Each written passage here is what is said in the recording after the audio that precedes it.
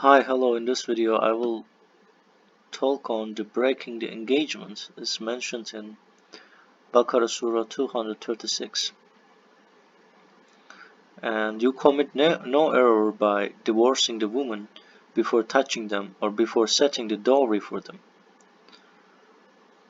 In this case, you shall compensate them, the rich as he can afford, and the poor as he can afford, an equitable compensation.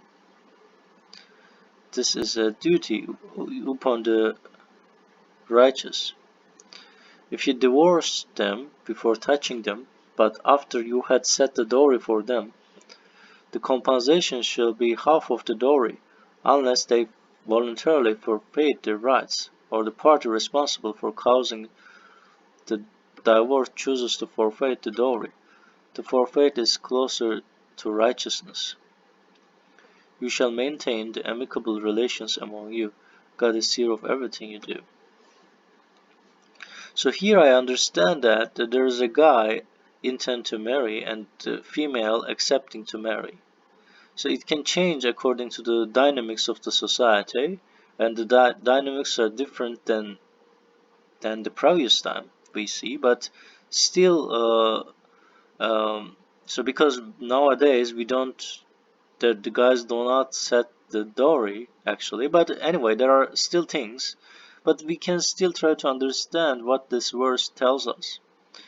So since the guy initiated the relationship, so we assume, and they decided to break the engagement before touching them, so it seems they have right to do this, and they always have the right to break the engagement anyway.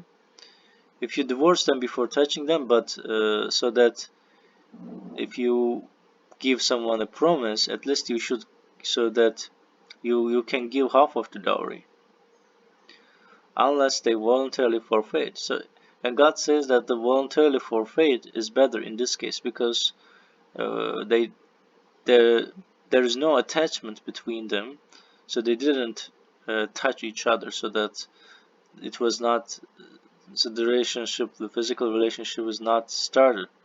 There's only planning.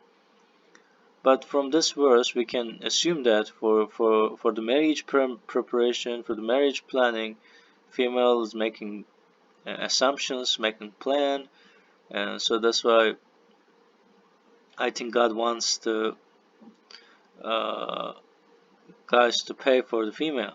But also we should consider the current time, that maybe the rules are different, so we should reevaluate the understanding here according to the current paradigm of marriage.